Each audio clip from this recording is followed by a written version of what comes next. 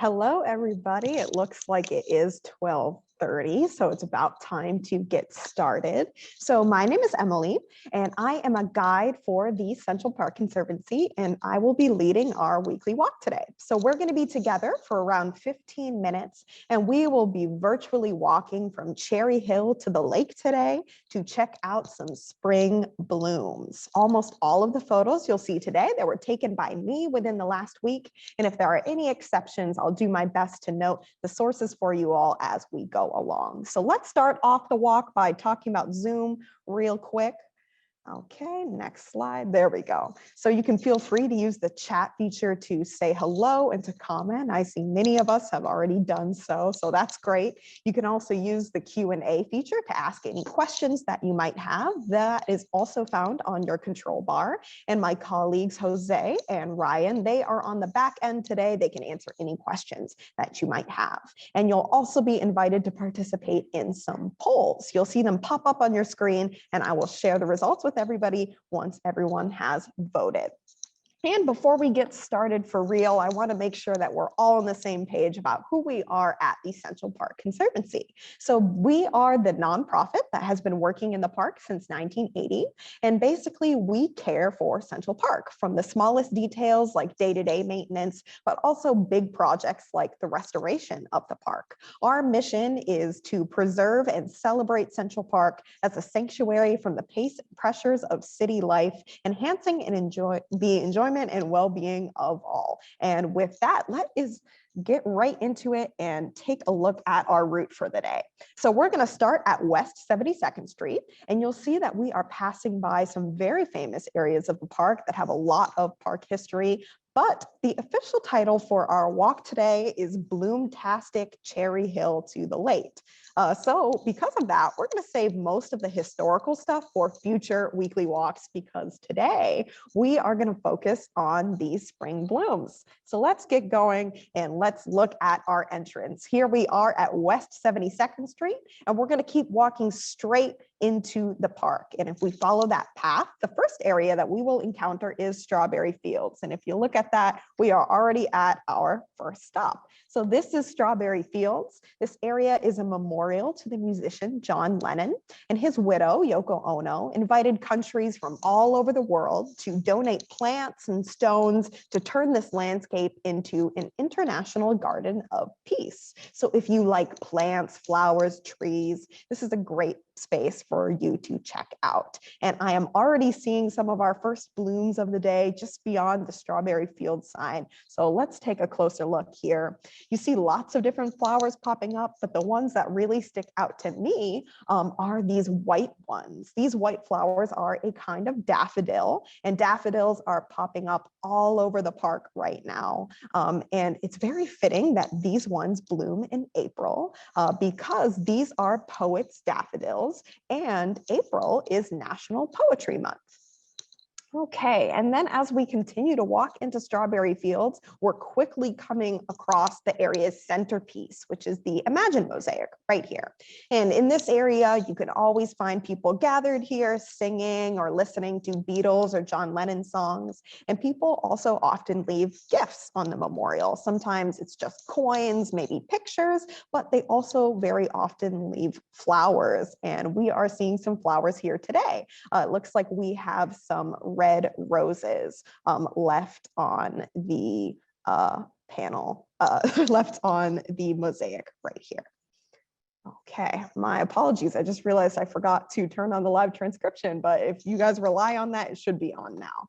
Okay, so now we're continuing out of Strawberry Fields, and we have to exit Strawberry Fields to the east if we're going to go to Cherry Hill, but there are some great views as we go. I think that this hillside looks very dreamy. We have the trunks of these trees, and they're letting the sun shine down onto the rock and the flowery ground cover over here. And then we have these flowers bursting out of the green that are on the bottom. And I think the flowers are the cherry on top. They're what make this view so beautiful. And if you get a closer look, you can see that these flowers are grape hyacinths, and it's pretty easy to tell where they get their name from. They have these brilliant clusters of little purple blooms that look like little purple bunches of grapes.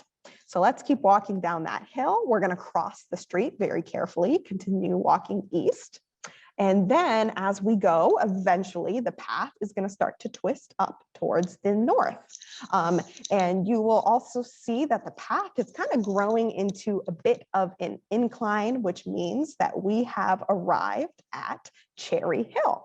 Here we are on the map. This is Cherry Hill. And when we first enter this area, we are going to be greeted with these beautiful eastern redbud trees. This is a really common tree to find in the park, but personally, I don't think that that makes these trees any less special. I love seeing these trees all over Central Park, especially now when they are in peak bloom. You can really see how plentiful these trees are because they're really easy to spot. And they might be my favorite spring bloom in Central Park for really two reasons. The first one has to do with how these trees flower. So Eastern redbud is something that's called a cauliflorous tree. I'm gonna do my best to pronounce that correctly. So cauliflorous is spelled similarly to cauliflower, the vegetable, and it means that plants like these that are cauliflorous, they grow flowers and fruit from the trunk and main branches of the tree and not just the new areas of growth. So like the very ends of the branches, they kind of grow flowers from all over. And you can see that here on this branch, but we do have better views of this phenomenon throughout the park. This tree shows those flowers on the main branches here. This one is by the Delacorte clock, and this photo is from our archives. So you'll see these flowers, they're bursting right out from the bark. Not only does the cauliflower here, does it look beautiful, whimsical, kind of magical, I think, but it's also really helpful to the tree. This is a helpful thing for them because now animals, like maybe small mammals like squirrels that climb on the tree's branches and trunks, they can help the tree spread its pollen. It's not just really lightweight flying creatures like bees, butterflies, birds that spread the pollen from the ends of the branches. The main branches can support the weight of the heavier animals and help it spread all of that lovely pollen all around. And then the other reason I love these trees specifically is because their color is just amazing. You really can't argue with that. They have this deep, rich fuchsia, and they just light up the view with all of their color. And so on that note, I'm pulling up our first poll of the day. And I know that we have had issues with polls in the past. So we did some troubleshooting, and I'm hoping that the issue will be resolved today. So you guys can let us know if they're not working for you still. But the question of the day is, I want to know what your favorite color for the blooms is. So let's move on while everybody gets to voting. Now over here, if we turn around from the redbud trees, you will see the Cherry Hill Fountain. Now this view, it's not very bloomtastic. As you can see, there's not a lot of color going on right here. So we're not going to spend too much time here talking about the history. But lots of people wonder why this place exists because it can sometimes look a little empty and random when you're walking through the park, depending on when you're there. But this area, it was originally a turnaround for horses and carriages. And the fountain in the center would have water flowing out that the horses could come up to and take a drink as they rest. And you won't see the horses drinking from the fountain anymore, but you will see carriages and pedicabs using this area as a turnaround. And then another note on the history of this area, Cherry Hill gets its name from its cherry trees. But if you go to Cherry Hill at this time of year, you probably aren't going to be able to tell that there's cherry trees around because the flowers have already bloomed. So this tree right here, it's a cherry tree, but you know, the blooms are already gone for the most part. You can't really tell that it's a cherry tree. But if I went up really close, and you can still see that there are some small little flowers still hanging on. And you'll also see, equally exciting over here, is that the leaves are starting to come out on this tree. A great sign that the summer is almost here. I can't wait for Central Park's trees to explode with all of that beautiful green. And speaking of those colors again, why don't we check in on our poll? And it looks like people did get the poll. Okay, so it looks like our most popular response is pink. Well, then you must love coming to Central Park. We have the cherry blossoms, we have the red buds, which are kind of pink, kind of purple. My personal answer probably would have been blue. I love the blue flowers, but not many people picked that. And only one person chose green. Did you guys know that there were green flowers? I had to Google that before putting that as an option on this poll, but it looks like one of you does know that there are green flowers. Okay.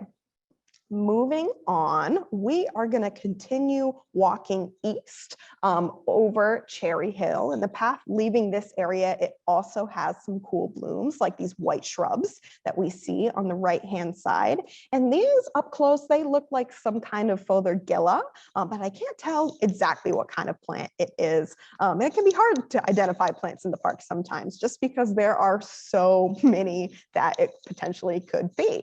So the Central Park Conservancy and city parks and also the New York Botanical Garden, they collaborated in 2016 to count how many plant species there were in Central Park. And they ended up finding 452 flowering plants. And as much as all of us guides would love to know all of the plants, that is a pretty big task. It's going to take many, many years to learn 452 plants because it sounds like a lot. And that is going to lead us into our next poll. This one is a trivia question. So I'll be doing this one in the moment. I'm launching it now so you can all take your guess. So what I want to know is your guess at how many plant species you think exist in the entire world. How many species of plants have scientists classified over here? And I'll once again give us a couple of moments to vote on this before we move on. Okay. Still flowing in.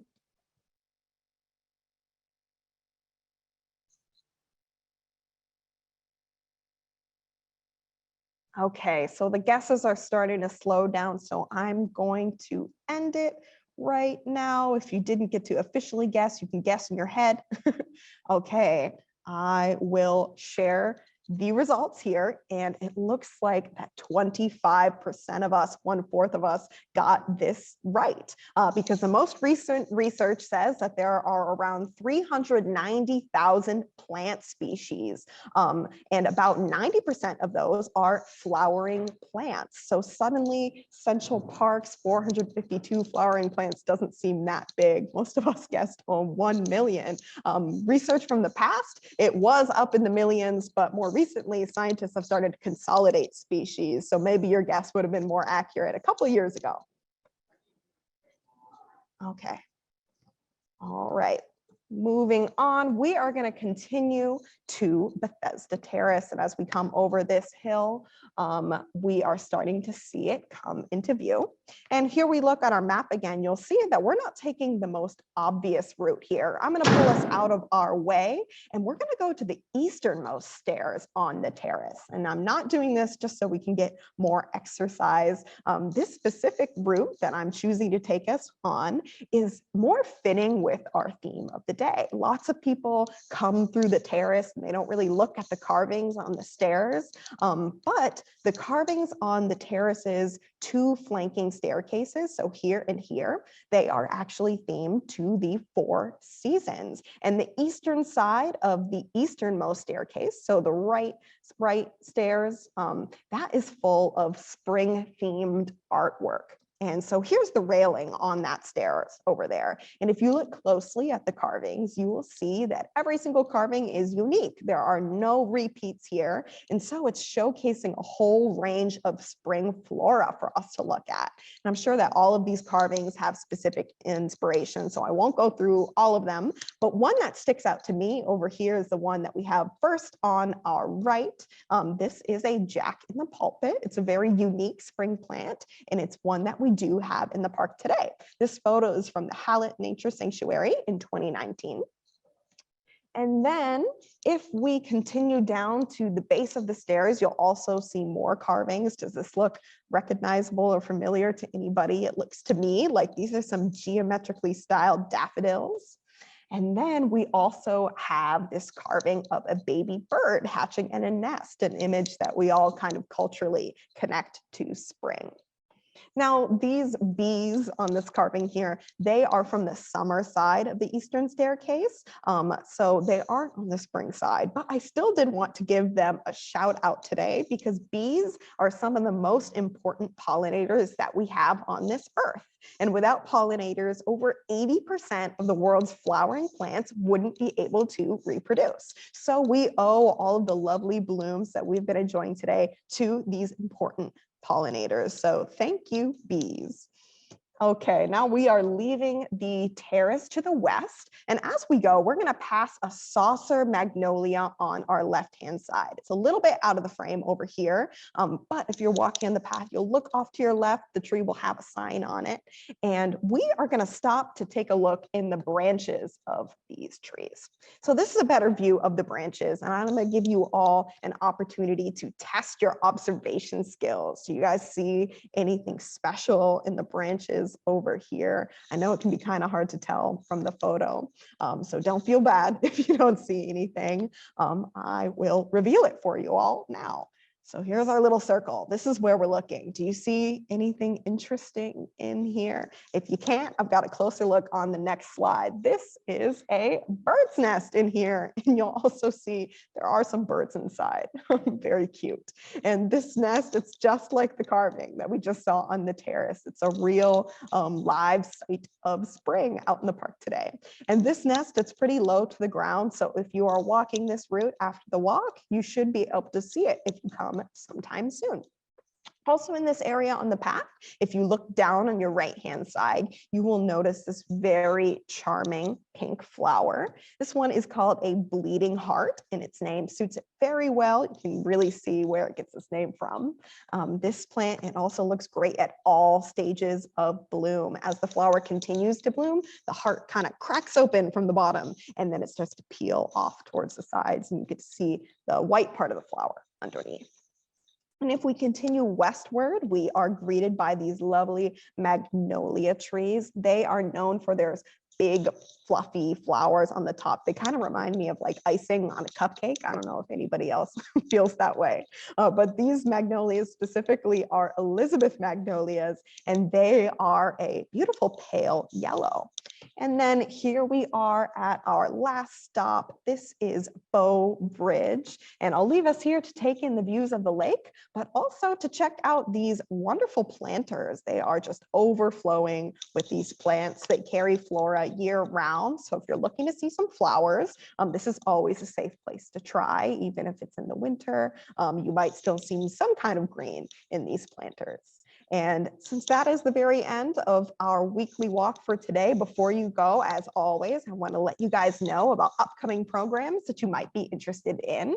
And in keeping with our Bloomtastic theme, our cherry blossom tours are happening right now. They are some of our most popular tours all year. And if you didn't get a chance to grab a ticket for April, you are still in luck. Central Park has multiple kinds of cherry trees. They bloom at different times. And the Kwanzaa trees, they bloom a few weeks later than the other varieties. So you can still join us on these dates in May for a cherry blossom tour. And my coworkers will drop links in the chat. You can also ask for us for any extra information if you're interested. And then one last time, I want to thank you all so much for visiting Central Park with me today. Remember, there's lots of ways that you can stay connected with the Conservancy. You can visit us on our social channels, and our handle across the board is going to be at Central Park NYC. I will leave the room open for a few minutes so we can grab any last questions that you guys might have. But with that, I hope you all have a great rest of your day, and we hope to see you next Wednesday for our next weekly walk.